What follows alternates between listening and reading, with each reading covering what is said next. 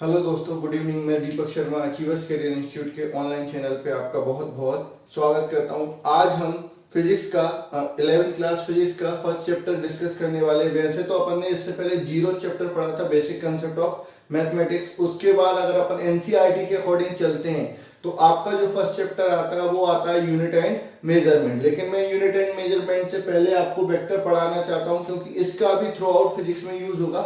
Vector आपको NCERT में ऐसा चैप्टर नहीं दिया है, बल्कि काइनेमेटिक्स का एक छोटा सा पार्ट दिया है। लेकिन बिना वेक्टर के आपका पूरा फिजिक्स भी दिक्कत देती है, इसलिए अपन पहले वेक्टर को ऐसा चैप्टर पढ़ लेते हैं, तो वहां पर अपन पूरा कंप्लीट वेक्टर पढ़ लेंगे। फिर अपन यूनिट एंड डायमेंशन से स्टार्ट करेंगे, फिर मोशन इन 1D और धीरे धीरे चलते जाएंगे। तो वेक्टर भी आपको बहुत अच्छे से पढ़ना। अगर कोई दिक्कत आती है तो बिना झिझके आप पूछ लेंगे, लेकिन आपको ये सारे चैप्टर पढ़ने हैं। ऐसा नहीं होना चाहिए कि सर हमारी बुक में ये चैप्टर नाम नहीं है तो हम इसको नहीं देंगे। अगर नहीं देखोगे तो बेटा फिजिक्स भी समझ में नहीं आएगी। तो बेटर है कि जैसा मैं पढ़ा रहा हूं, जिस ऑर्डर में मैं पढ़ा रहा हूं, उसी ऑर्डर में आप इसको समझते जाएं और सीखते जाएं। ठीक है, तो सबसे पहले अपन बात करते हैं कि फिजिकल क्वांटिटी क्या होती है। फिजिकल क्वांटिटी, ठीक है, फिजिकल क्वांटिटी क्या होती है। तो any quantity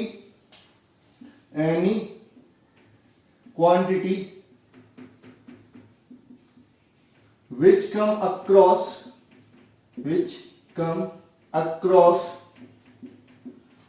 scientific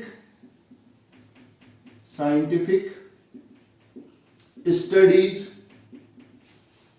and observation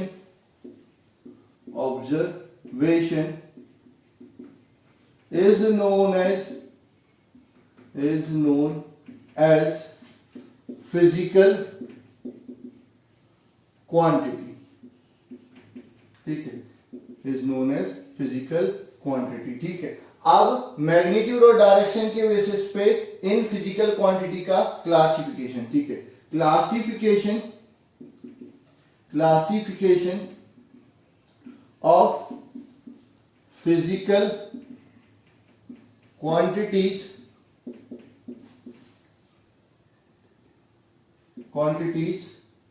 on the basis of magnitude and direction. Magnitude और डायरेक्शन के बेसिस पे आप फिजिकल क्वांटिटी का क्लासिफिकेशन कर रहे हैं। ठीक है, तो ये क्या होती हैं? On the basis of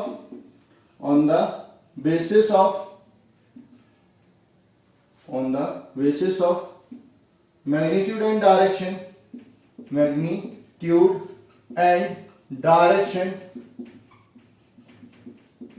physical quantity are of two type। ठीक है, क्या होता है? अगर अपन मैग्नीट्यूड और डायरेक्शन के बेसिस पे फिजिकल क्वांटिटी को डिस्कस करें तो ये कितने टाइप की होती है? दो टाइप की होती है। कौन कौन सी दो टाइप की होती है? पहला आता है स्केलर क्वांटिटी, दूसरा आता है वेक्टर क्वांटिटी। तो इसके लिए क्या क्वांटिटी क्या होती है? Those quantity which have magnitude but do not have direction are known as scalar quantity। For example, mass, charge, time, speed, work etcetera. ठीक है, उसके बाद अपन बात करते हैं वेक्टर क्वांटिटी। ठीक है, वेक्टर क्वांटिटी क्या होती है? Those quantity which have magnitude as well as direction is known as vector quantity,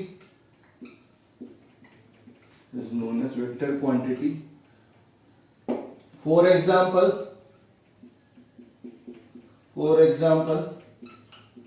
displacement,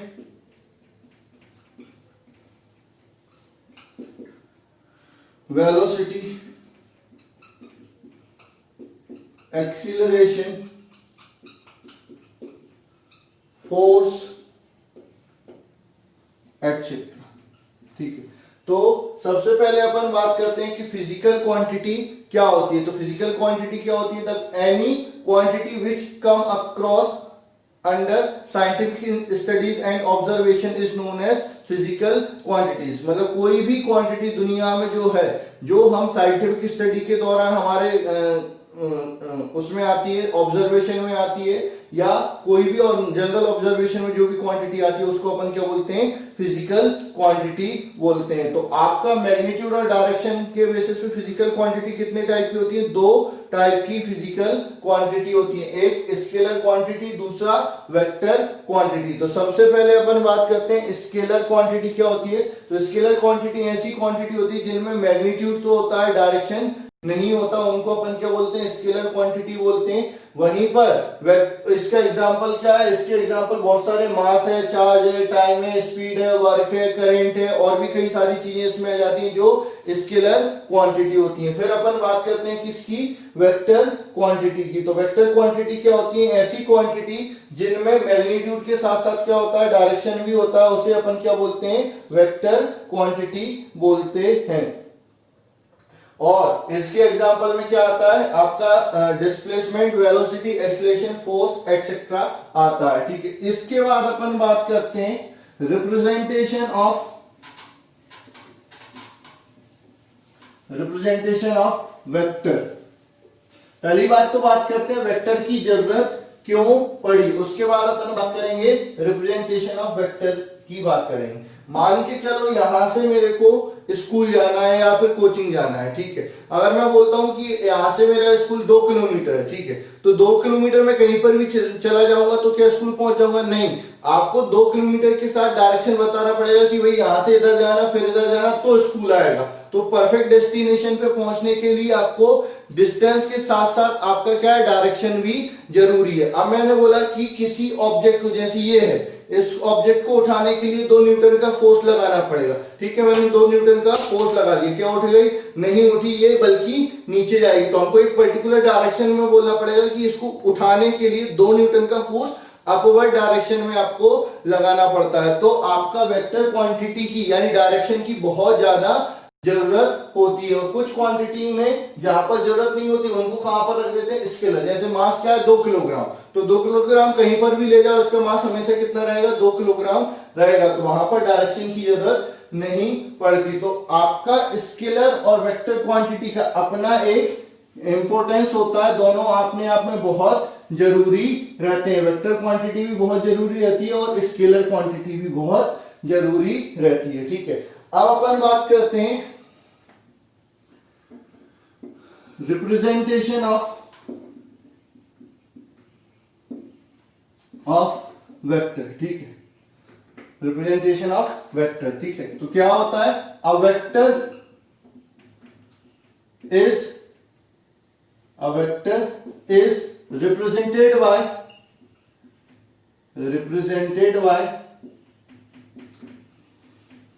by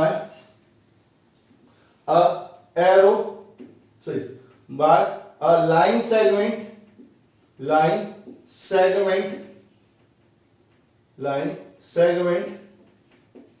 which has arrow on its head, ठीक है। क्या होता है कोई भी वेक्टर क्वांटिटी हो उसको अपन एक लाइन सेगमेंट से रिप्रेजेंट करते हैं जिसमें क्या होता है, एक एरो होता है, ठीक है। अब इसकी क्या होती है, the length of line segment, the length of line segment represent magnitude of vector, ठीक है। क्या होता है, हम इसको कैलिब्रेट कर देते हैं, जैसे 1 सेंटीमीटर 1 न्यूटन को रिप्रेजेंट कर रहा है। तो अगर मेरे को 5 न्यूटन का फोर्स बताना है तो मैं इसकी लाइन कितनी रखूंगा, 5 सेंटीमीटर। 10 न्यूटन का फोर्स बताना है तो इसकी लेंथ कितनी रख दूंगा, 10 सेंटीमीटर। तो जो लेंथ होती है इस एरो की वो क्या बताता है, मैग्नीट्यूड ऑफ वेक्टर बताता है, ठीक है। And arrow represent direction of vector, ठीक है। और एरो क्या बताता है, डायरेक्शन ऑफ वेक्टर बताता है। इधर लग रहा है, ऊपर लग रहा है, नीचे लग रहा है, दाएं लग रहा है, बाएं लग रहा है, ठीक है। लेफ्ट आपका किधर लग रहा है, वो एरो आपका क्या बताएगा, डायरेक्शन बताएगा। नोटेशन ऑफ वेक्टर क्वांटिटी, ठीक है। स्केलर क्वांटिटी को सिंपल अल्फाबेट से अपन डोनेट कर सकते हैं, उसमें कोई स्पेशल नहीं करना, ठीक है। Vector quantity are denoted by bold letters का मतलब क्या हुआ कि आपने अगर फोर्स लिखा तो फोर्स को आपको क्या करना है, बहुत ज्यादा डार्क कर देना, तो ये क्या हो जाएगा, वेक्टर क्वांटिटी। स्केलर में सिंपल एफ बना दो, ये आपकी स्केलर क्वांटिटी होती है। और आपका जैसे बुक वगैरह है, बुक में आपके प्रिंटेड होते हैं, तो जो नॉर्मल लेटर है वो स्केलर क्वांटिटी, मतलब नॉर्मल सिंबल है वो स्केलर क्वांटिटी को डिनोट करते हैं। अगर कोई बोल्ड बना हुआ तो वो वेक्टर क्वांटिटी को डिनोट करता है। लेकिन जब आप लिखते हैं तो बार बार बोल्ड बनाना पॉसिबल नहीं होता है, ठीक है। Sometimes an arrow over alphabet can represent a vector quantity, ठीक है। अब इतना डार्क बोल्ड अपन बार बार नहीं बना सकते, तो उसके लिए क्या करते हैं, एफ बना, उसके ऊपर क्या बना दो, एरो बना दो। तो जिस भी अल्फाबेट के ऊपर क्या होगा, एरो होगा, तो वो क्या हो जाएगी, वेक्टर क्वांटिटी को रिप्रेजेंट करेगा, ठीक है। तो आपका स्केलर क्वांटिटी हो गया, वेक्टर क्वांटिटी हो गया। अब अपन बात करते हैं difference between scalar quantity and vector quantity.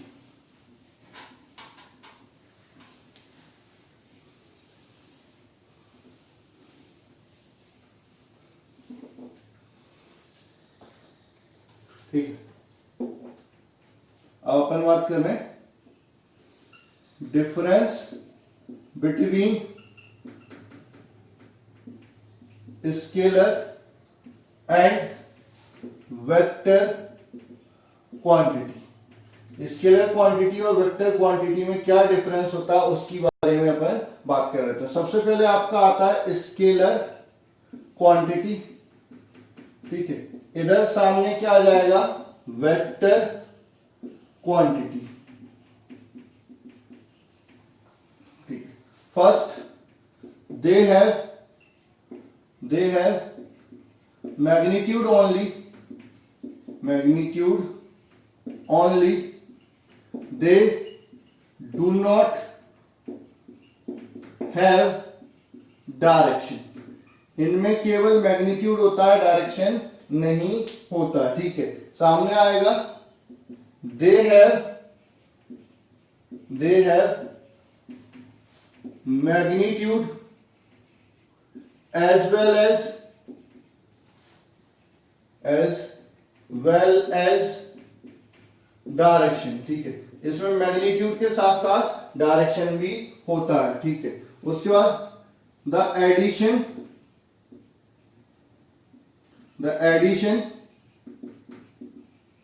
Comma subtraction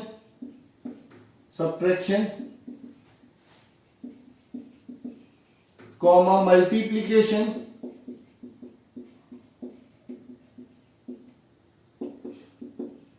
and division is done by law of algebra।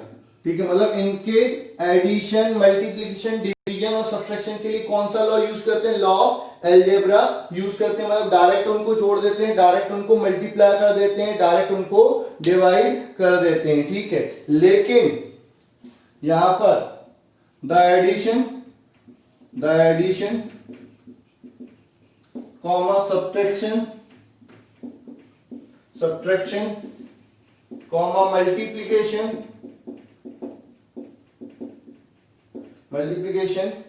And division is done by vector law. यहां पर ये क्या होता है, इनका जो एक स्पेशल लॉ होता है वेक्टर लॉ। वेक्टर लॉ से ही इनका एडिशन होता है, वेक्टर लॉ से ही इनका सब्ट्रैक्शन होता है और वेक्टर लॉ से ही इनका मल्टीप्लिकेशन होता है। ठीक है, उसके बाद अगला पॉइंट आपका आता है, they can be resolve in components. ठीक है, आपका जो जितने भी vector they can not be resolve in component. जो आपकी स्केलर क्वांटिटी होती है उनको कभी भी कंपोनेंट में तोड़ा नहीं जा सकता। जैसे आपका फोर्स लग रहा है, उसको अपन क्या करते हैं, कंपोनेंट में तोड़ सकते हैं, हॉरिजॉन्टल कंपोनेंट और वर्टिकल कंपोनेंट। क्योंकि फोर्स क्या है, वेक्टर क्वांटिटी है, लेकिन कोई भी स्केलर क्वांटिटी को कभी भी कंपोनेंट में नहीं तोड़ा जाता। तो they can not be resolve in component. इधर आएगा they can be resolve in component. ठीक है, इनको कंपोनेंट में रिजॉल्व किया जाता है। ठीक है, उसके बाद द एडिशन और सब्ट्रैक्शन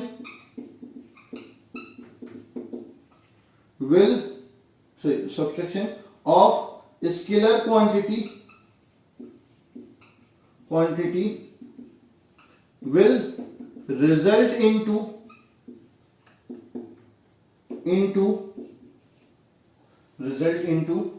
scalar quantity। ठीक है, इधर आएगा द एडिशन और subtraction of vector quantity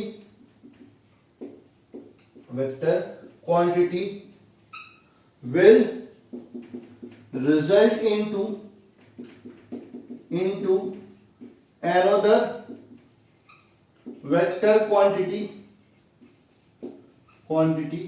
बस इसका मल्टीप्लिकेशन स्केलर होता है और इसका मल्टीप्लिकेशन स्केलर या वेक्टर दोनों में से कोई एक हो सकता है। मल्टीप्लिकेशन वाला पॉइंट मैं यहाँ पर लिखवा नहीं रहा हूं, बस बता रहा हूं कि स्केलर क्वांटिटी का जो मल्टीप्लिकेशन होता है वो हमेशा स्केलर होता है, लेकिन वेक्टर क्वांटिटी का जो मल्टीप्लिकेशन है वो आपका स्केलर भी हो सकता है, वेक्टर भी हो सकता है। ठीक है, आपका अगला पॉइंट आता है scalar quantity are represented by ordinary English alphabets। ठीक है, आपका क्या होता है कि जो स्केलर क्वांटिटी है उसको अपन ऑर्डिनरी इंग्लिश अल्फाबेट से रिप्रेजेंट करते हैं, जबकि आपका वेक्टर क्वांटिटी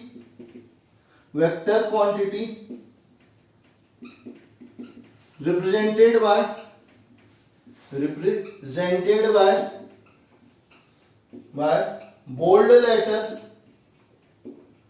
बोल्ड लेटर्स और इंग्लिश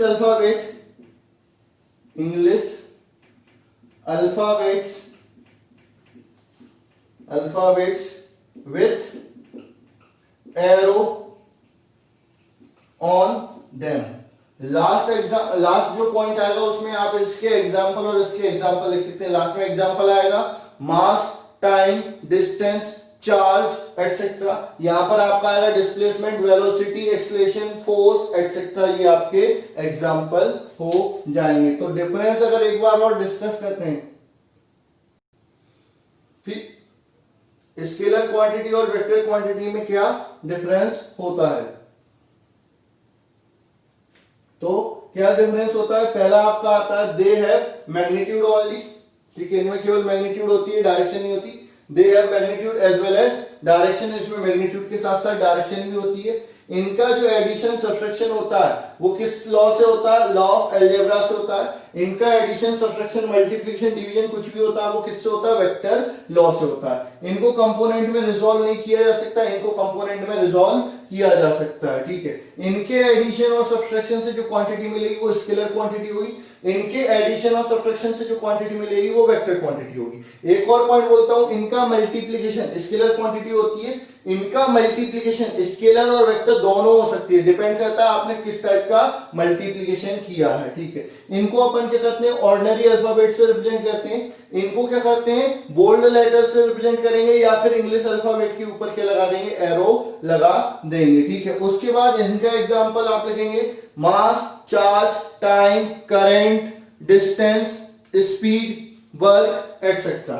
इनकी बात करेंगे तो इनका एग्जांपल क्या हो जाएगा? Displacement, velocity, acceleration, force, torque etcetera, momentum और भी कई सारी चीजें आपकी इसमें आ जाती हैं, ठीक है। अब अपन बात करते हैं type of vector.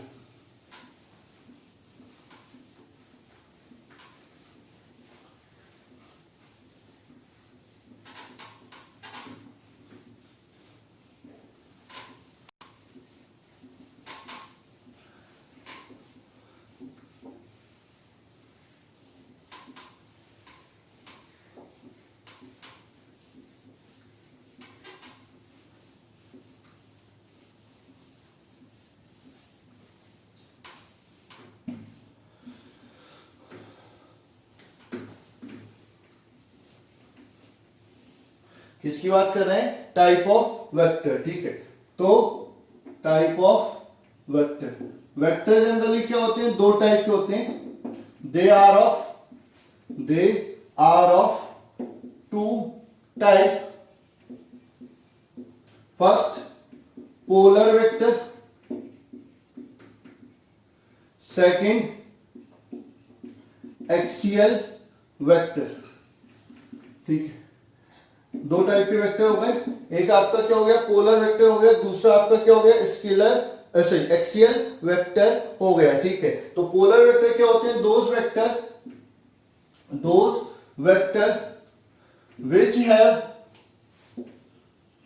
which have starting point and point of application are known as polar vector। Second अपन बात करते हैं axial vector. Those vector which represent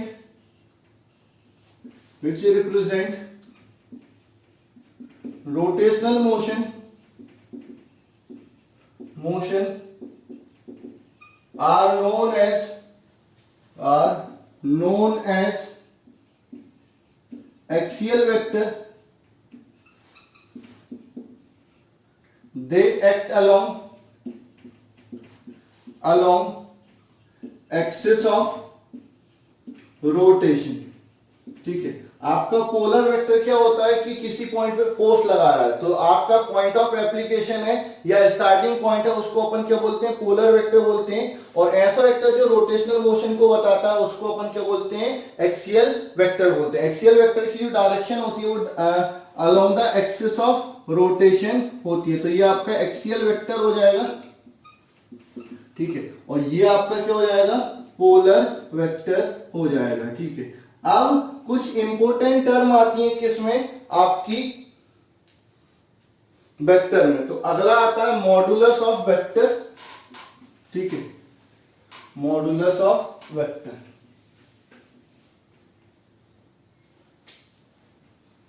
modulus of vector, it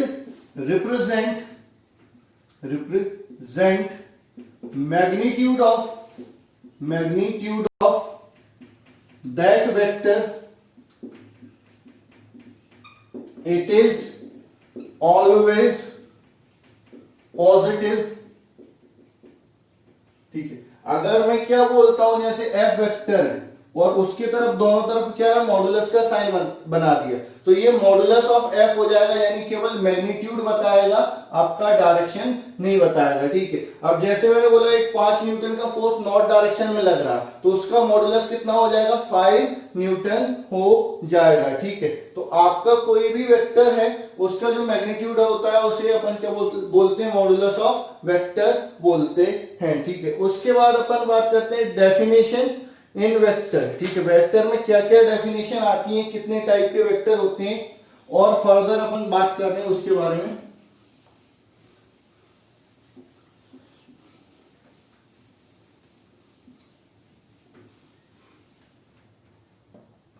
definition in vector. ठीक है, सबसे पहले आएगा यूनिट वेक्टर। यूनिट वेक्टर, ठीक है, तो अ वेक्टर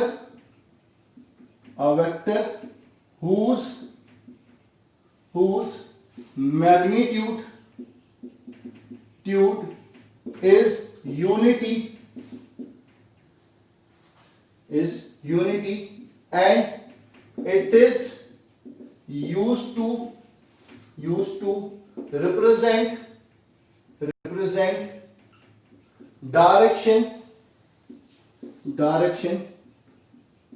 is known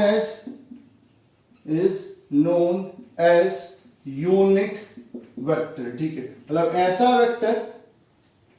ऐसा वेक्टर जिसका मैग्नीट्यूड क्या हो, यूनिटी हो, उसको अपन क्या बोलते हैं, आपका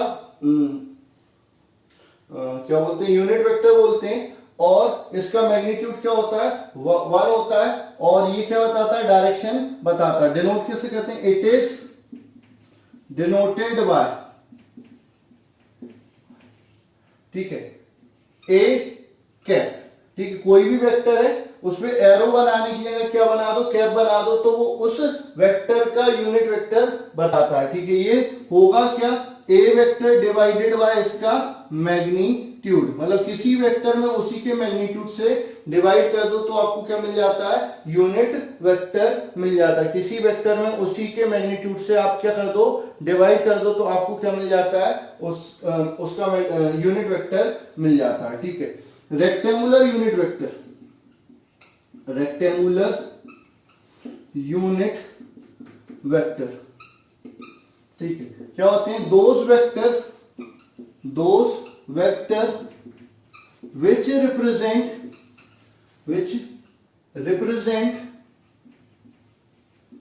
direction in coordinate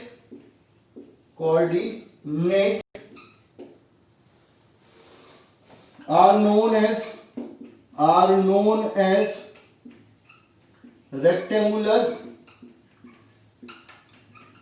vector. They are represented by I cap for x direction, positive x direction, minus I cap होगा तो नेगेटिव x डायरेक्शन हो जाएगी, j cap for positive y direction, and k cap for positive z direction. ठीक, for positive z direction. तो ये हो जाता है आपका क्या, रेक्टेंगुलर वेक्टर। अब मान के चलो कोई वेक्टर है OA, ठीक है, कोई वेक्टर है OA, ठीक है। तो ये आपका क्या है, ये सिंपल अपन ने बनाया है कोऑर्डिनेट सिस्टम x y और ये यहां पर z, ठीक है, x y और z।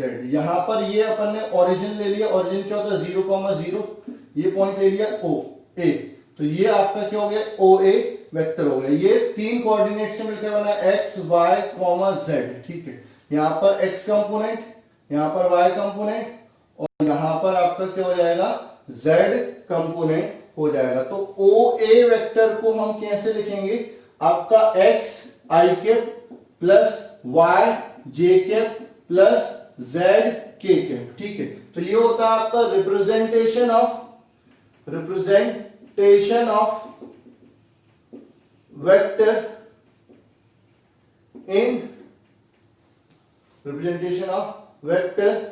इन कंपोनेंट फॉर्म, ठीक है। अब आपको अगर इसका मैग्नीट्यूड चाहिए, मैग्नीट्यूड ऑफ OA वेक्टर या मॉडुलस ऑफ OA वेक्टर, तो इसकी लेंथ चाहिए। तो लेंथ हम क्या निकालेंगे, ये आपका ये आपके कोऑर्डिनेट है 0 0 और ये आपके कोऑर्डिनेट है x y z। तो हम यहाँ पर क्या लगा देंगे, डिस्टेंस फॉर्मूला लगा देंगे और इसकी लेंथ मेजर कर लेंगे। तो लेंथ क्या आएगी x square plus y square plus z square. तो इसका मैग्नीट्यूड क्या होता है, i के साथ जो है उसका स्क्वायर, j के साथ जो है उसका स्क्वायर, k के साथ जो है उसका स्क्वायर, ये इसका क्या हो जाता है मैग्नीट्यूड होता है। अब अगर सिंपल a वेक्टर है, अगर मैं उसको रिप्रेजेंट कर रहा हूं ax i cap plus ay j cap plus az k cap, ठीक है। तो इसका मैग्नीट्यूड क्या हो जाएगा, मैग्नीट्यूड ऑफ a वेक्टर क्या हो जाएगा ax का स्क्वायर प्लस ay का स्क्वायर प्लस az का स्क्वायर और उसका स्क्वायर रूट, ये इसका क्या हो जाएगा मैग्नीट्यूड हो जाएगा, ठीक है। तो क्लियर है आपका unit vector, rectangular unit vector और आपका representation of vector in component form, ये हो गया, ठीक है। अब इसके बाद आपकी कुछ टर्म आती है जिनको आपको याद रखना। सबसे पहले आपकी टर्म आती है पोजीशन वेक्टर। क्या आती है, पोजीशन वेक्टर,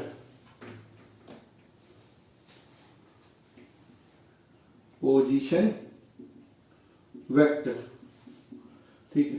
तो क्या होता है position vector, the vector which give position of a point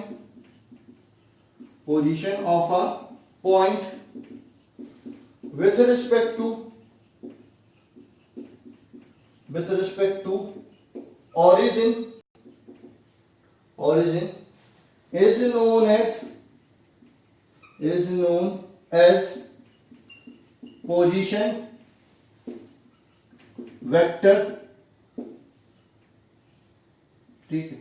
ये x y z ये ओरिजिन हो गया, ये पॉइंट A हो गया। तो ये जो आपका OA वेक्टर है वो पोजीशन वेक्टर हो जाएगा। ये होगा आपका x i cap plus y j cap plus z k cap.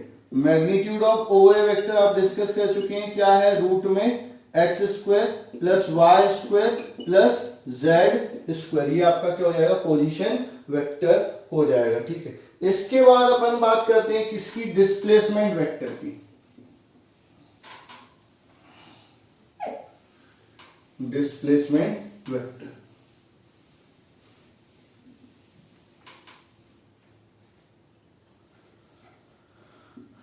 Displacement vector, a vector which represent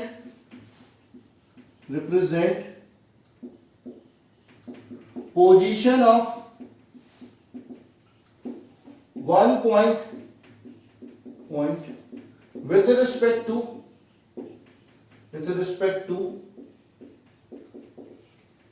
another point is known as as displacement vector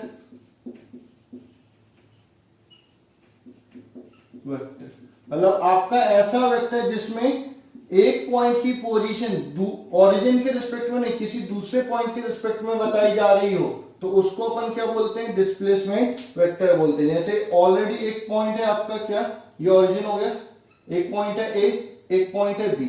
अब बी की पोजीशन ए के रिस्पेक्ट में, तो इसका पोजीशन क्या हो जाएगा, ओ ए वेक्टर, इसको R1 वेक्टर बोल सकते हैं।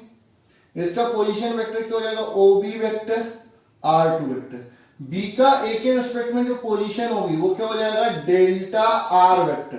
तो डेल्टा आर वेक्टर क्या हो जाएगा, O B vector minus O A vector. तो डेल्टा आर वेक्टर बराबर क्या हो जाएगा, R2 vector minus R1 vector हो जाएगा। इसके कोऑर्डिनेट क्या है, x1, y1, z1। इसके कोऑर्डिनेट क्या हो जाएंगे, x2, y2, z2। ठीक है। अच्छा, इसमें डिफरेंस करते समय ये चीज आप याद रखेंगे कि i वाला कंपोनेंट i वाले में जुड़ेगा और i वाला कंपोनेंट i वाले में से ही माइनस होगा। सिमिलरली j वाला कंपोनेंट j वाले कंपोनेंट में ही जुड़ेगा और j वाला कंपोनेंट j वाले से ही माइनस होगा। तो डेल्टा r वेक्टर क्या हो जाएगा, x2 i cap plus y2 j cap plus z2 k cap minus R1 में क्या हो जाएगा, x1 i cap plus y1 j cap plus z1 k cap. ठीक है, तो इसको अपन ऐसे लिख सकते हैं, डेल्टा r वेक्टर बराबर x2 minus x1 i cap plus y2 minus y1 j cap plus z2 minus z1 k cap. ठीक है, अब इसका मैग्नीट्यूड निकालना, तो magnitude of delta r vector क्या हो जाएगा, रूट में डिस्टेंस फॉर्मूला लगा दो वापस से, या फिर i के साथ है जो है उसका स्क्वायर x2 माइनस x1 का होल स्क्वायर प्लस j के साथ जो है उसका होल स्क्वायर, तो y2 माइनस y1 का whole square plus z2 minus z1 का होल स्क्वायर। तो अब आप अच्छे से मैग्नीट्यूड भी समझ गए होंगे। मैग्नीट्यूड क्या होता है, अगर किसी वेक्टर को कंपोनेंट फॉर्म में लिख रहे हैं, ax i cap plus ay j cap plus az k cap, और ये i j k भी क्या है, यूनिट वेक्टर है along the x axis, y axis and z axis. अब अगर इसका मेरे को मैग्नीट्यूड चाहिए, तो मैग्नीट्यूड क्या आएगा, रूट में i के साथ जो है उसका स्क्वायर प्लस j के साथ जो है उसका स्क्वायर प्लस k के साथ जो है उसका स्क्वायर। ठीक है, तो ये आपका मैग्नीट्यूड हो जाता है। अब मान के चलो मैंने कोई आपको वेक्टर दिया, मेरे को क्या निकालना, उसका यूनिट वेक्टर निकालना है। मैंने आपको एक वेक्टर दिया, मान के चलो मैंने क्वेश्चन में दिया, आपको एक वेक्टर दिया, a वेक्टर बराबर 2i cap plus 3j cap plus k cap, ये आपका एक वेक्टर है। मैंने कहा फाइंड a कैप, तो पहले आपको क्या निकालना होगा, मैग्नीट्यूड ऑफ a वेक्टर। तो वो क्या हो जाएगा, रूट में 2 का स्क्वायर प्लस 3 का स्क्वायर प्लस 1 का स्क्वायर। तो आपका मैग्नीट्यूड ऑफ a वेक्टर क्या हो जाएगा, आपका रूट में 4 प्लस 9 प्लस 1 यानी रूट में 14। ठीक है, अब a कैप क्या हो जाएगा, a कैप आपका हो जाएगा 2i cap plus 3j cap plus k cap upon root 14, ये आपका हो जाएगा। या इसको ऐसे लिख सकते हैं, a कैप बराबर 2 upon root 14 i cap plus 3 upon root 14 j cap plus k upon root 14, k cap upon root 14। अच्छा, इसका मैग्नीट्यूड निकालो, तो क्या हो जाएगा, रूट में 4/14 प्लस 9/14 प्लस 1/14 ऐड करोगे तो ये क्या हो जाएगा, 14/14 यानी आपका क्या हो जाएगा, 1 आ जाएगा। तो इसका मैग्नीट्यूड क्या होगा, हमेशा 1 हो जाएगा। तो इस तरह से आप क्या निकाल सकते हैं, यूनिट वेक्टर निकाल सकते हैं। तो अभी अपन ने क्या डिस्कस कर लिया, हमने डिस्कस किया कि स्केलर क्वांटिटी क्या होती है, वेक्टर क्वांटिटी क्या होती है, वेक्टर क्वांटिटी की जरूरत क्यों पड़ी। उसके बाद अपन बात करते हैं वेक्टर क्वांटिटी को कैसे रिप्रेजेंट करते हैं। तो आपका अगर मैं ग्राफिकली बताऊं तो उसको एक लाइन से रिप्रेजेंट करते हैं जिसमें एरो होता है। उसमें आपका क्या होता है, जनरली जो एरो की लेंथ होती है वो आप मतलब जो लाइन की लेंथ होती है वो मैग्नीट्यूड बताती है और उसका जो एरो होता है वो डायरेक्शन बताता है। फिर आपका नोटेशन में बात करें तो वेक्टर क्वांटिटी को बोल्ड लेटर से या लेटर के ऊपर एरो बना के रिप्रेजेंट करते हैं। फिर अपन ने डिस्कस किया किसमें, difference between scalar quantity and vector quantity. उसके बाद अपन ने डिस्कस किया टाइप ऑफ वेक्टर।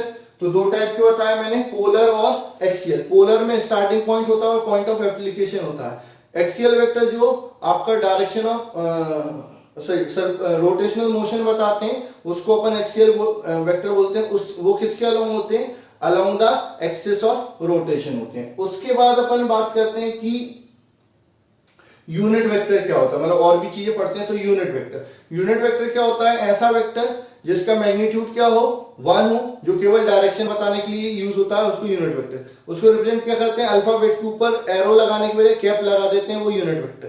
किसी यूनिट वेक्टर का फॉर्मूला क्या होता है, vector upon magnitude of that vector, वो क्या होता है, यूनिट वेक्टर हो जाता है। ठीक है। उसके बाद आपके रेक्टेंगुलर यूनिट वेक्टर कितने होते हैं, 3 होते हैं, एक्स वाई जेड।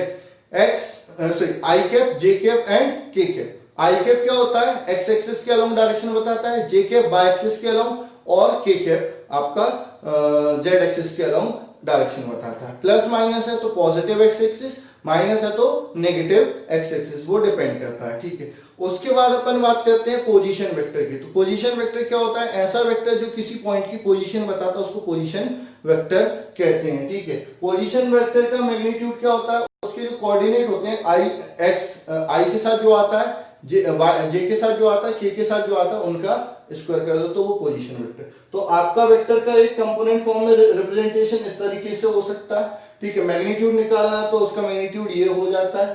फिर पोजीशन वेक्टर के बाद अपना displacement vector, the vector which represent position of a point with respect to other point is known as displacement vector, या the difference of position vector of 2 point is known as displacement vector। मतलब दो point के position vector का difference क्या कहलाता है, displacement vector कहलाता है। ठीक है। अब इसके बाद अपन बात करते हैं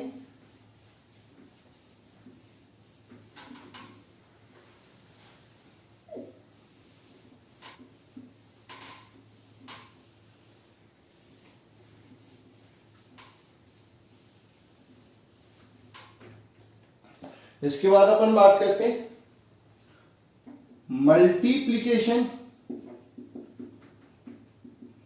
of vector by a real number. ठीक है। तो अगर किसी वेक्टर में रियल नंबर का मल्टीप्लाई करेंगे तो क्या होगा। ठीक है। तो when a vector is multiplied by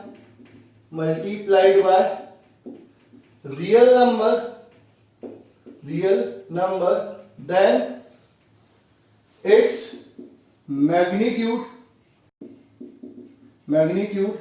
changes but direction remains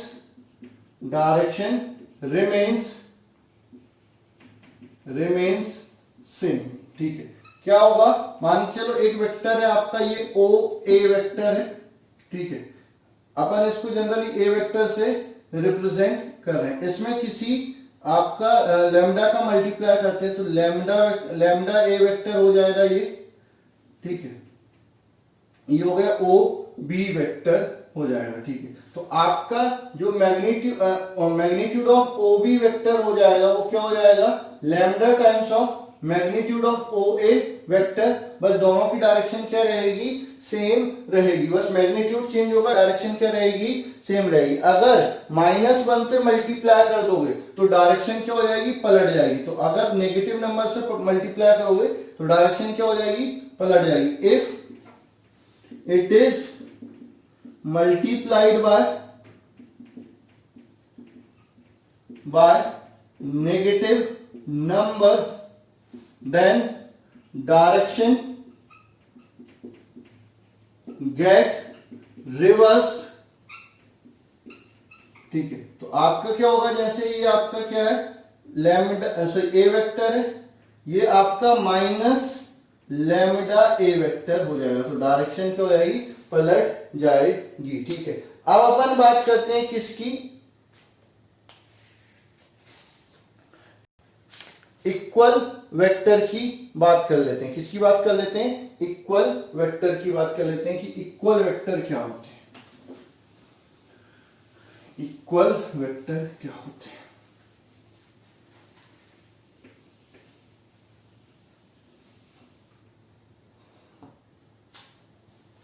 equal equal vector. ठीक है, तो two vector are set to be equal vector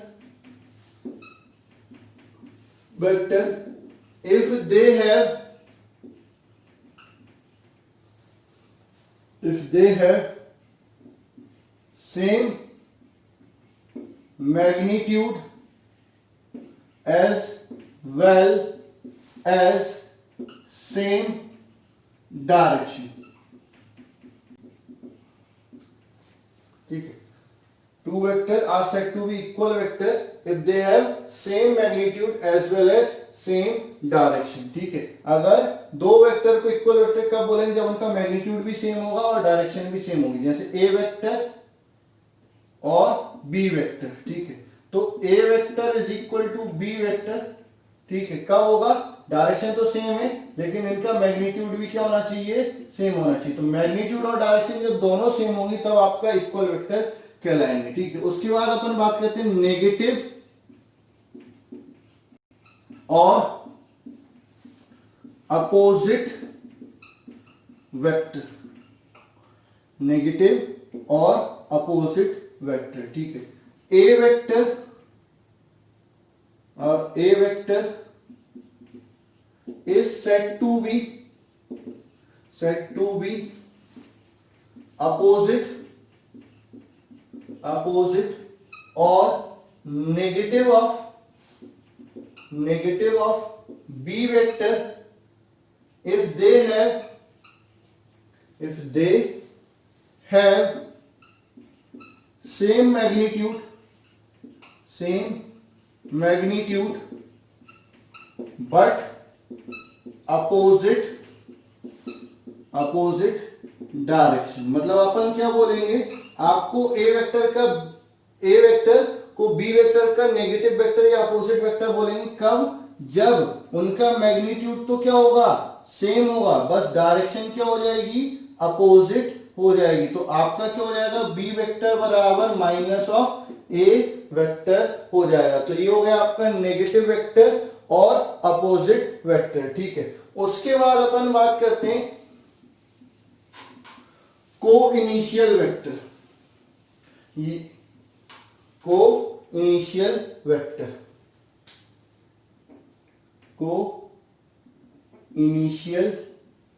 vector. ठीक है, टू और more then two vector are said to be co-initial vector if they have same starting point। ठीक है, दो या दो से ज्यादा वेक्टर को कोइनिशियल वेक्टर कहा जाता है अगर वो क्या होता है, उनका जो स्टार्टिंग पॉइंट क्या होता है, सेम होता है। ये ए वेक्टर, ये बी वेक्टर और ये सी वेक्टर, तो ये आपका क्या होता है, को इनिशियल वेक्टर हो जाता है। ठीक है, को टर्मिनल वेक्टर भी होता है इसी तरह, जैसे को इनिशियल होता है वैसे ही आपका को टर्मिनल वेक्टर भी होता है। तो अब अगर अपन बात करते हैं कि को टर्मिनल वेक्टर क्या होता है, को टर्मिनल वेक्टर। ठीक है, तो टू और more than two vector are said to be are set to be coterminal vector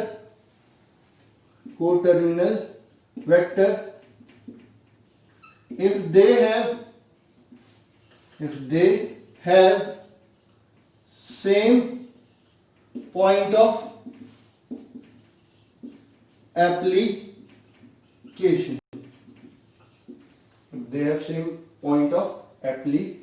ठीक है, मतलब उनका पॉइंट ऑफ एप्लीकेशन क्या होना चाहिए, सेम होना चाहिए, ठीक है।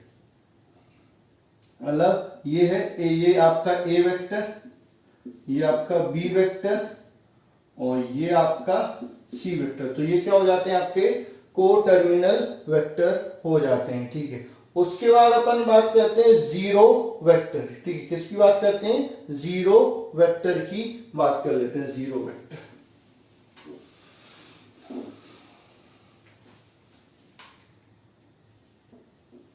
Zero vector, the vector whose magnitude is zero is known as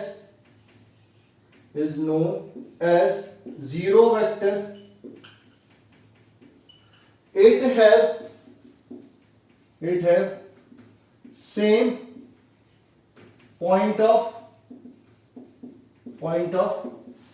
initiation and termination, मतलब जहां से स्टार्ट हुआ है वहीं पर ये खत्म होना चाहिए, तो ये आपका क्या कहलाता है, जीरो वेक्टर कहलाता है। इसको जीरो वेक्टर से डिनोट करते हैं, इसका मैग्नीट्यूड भी क्या होता है, जीरो होता है, ठीक है। अब अगर दो से ज्यादा वेक्टर हैं और वो क्या है, क्लोज लूप बना रहे हैं, तो उनका जो सम आएगा वो भी क्या हो जाएगा, जीरो वेक्टर हो जाएगा, ठीक है। तो उसके लिए अगर आपको चेक करना है कि कोई भी तीन कोप्लेनर या चार कोप्लेनर वेक्टर है वो जीरो वेक्टर होंगे कि नहीं, हो सकते हैं या नहीं, तो जो आपके तीन वेक्टर जो है छोटे वाले वेक्टर, उनका सम चौथे वेक्टर से बड़ा होगा, ठीक है। उनका मैग्नीट्यूड जो होगा वो उनका सम चौथे वेक्टर के मैग्नीट्यूड से बड़ा होगा। If magnitude of A vector plus magnitude of b vector plus magnitude of c vector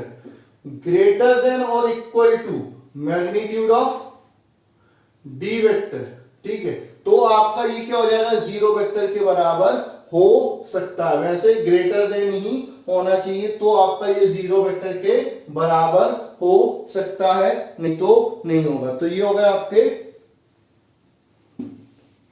zero vector. इसके बाद अपन बात करते हैं कोलिनियर वेक्टर,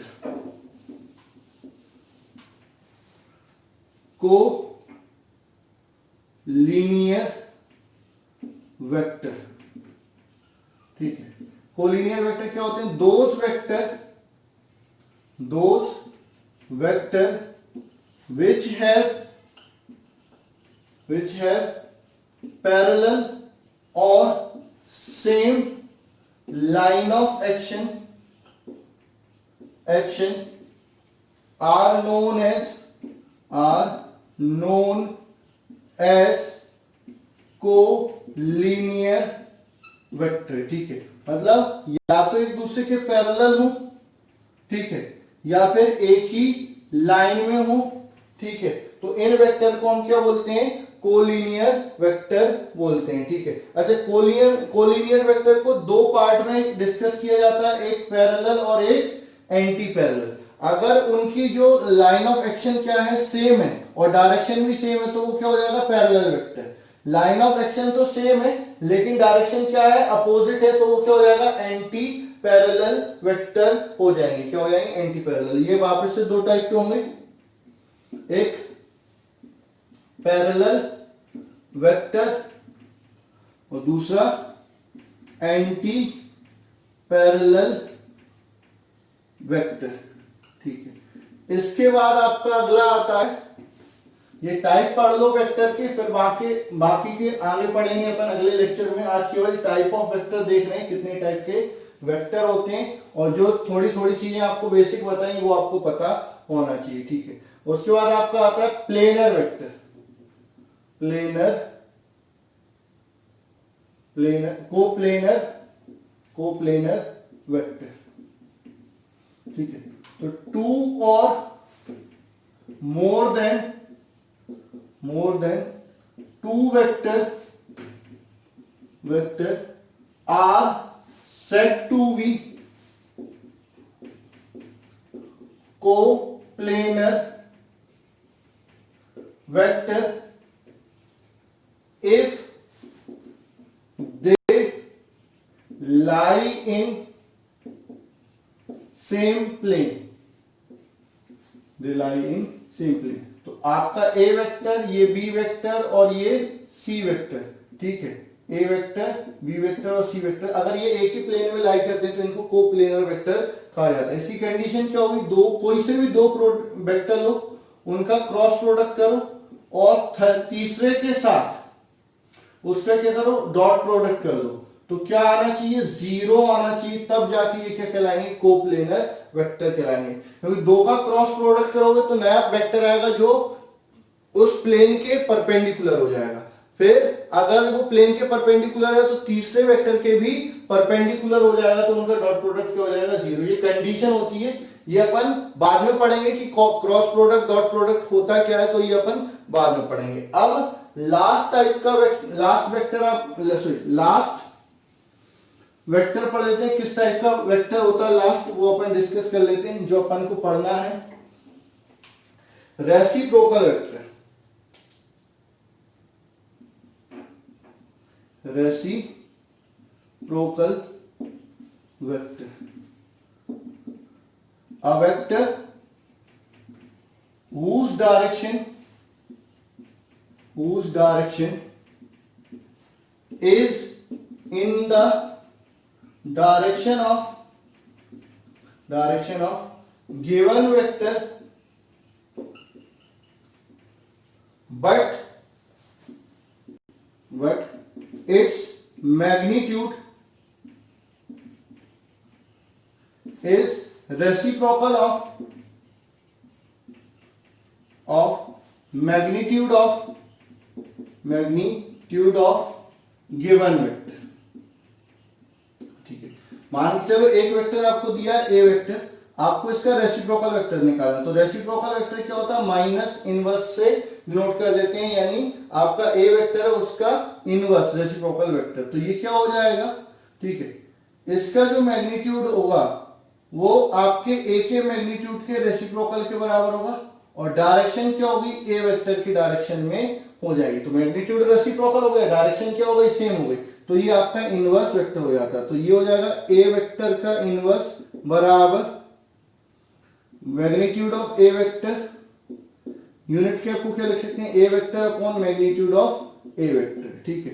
तो आपका जो रेसिप्रोकल वेक्टर हो जाएगा वो क्या हो जाएगा, A vector upon magnitude of A vector का स्क्वायर, ये आपका रेसिप्रोकल वेक्टर हो जाता है। तो ये आज अपन ने क्या पढ़े, type of vector, position vector, displacement vector, representation of vector, उसका मैग्नीट्यूड, ठीक है। उसके बाद अपन ने पढ़ा और भी कई सारे टाइप, जैसे जीरो वेक्टर, आपका equal vector, opposite vector, negative vector, collinear vector, coplanar vector, coterminal vector, coinitial vector, reciprocal vector, unit vector, ठीक है। और आपका स्केलर और वेक्टर क्वांटिटी में डिफरेंस। तो आज के लिए बहुत कुछ हमने पढ़ लिया, इनको प्रॉपर नोट्स बना लेंगे और इनका रिवीजन कर लेंगे, ठीक है। न्यूमेरिकल जो आएंगे वो अगले टॉपिकों पर आएंगे। तो आज तो बेसिक डेफिनेशन वगैरह अपन ने पढ़ी है, हाँ बस यूनिट वेक्टर, रिप्रेजेंटेशन वेक्टर और मैग्नीट्यूड अपन ने निकाला है, तो वो चीज आपको आनी चाहिए। तो आज के लिए बस इतना ही, धन्यवाद।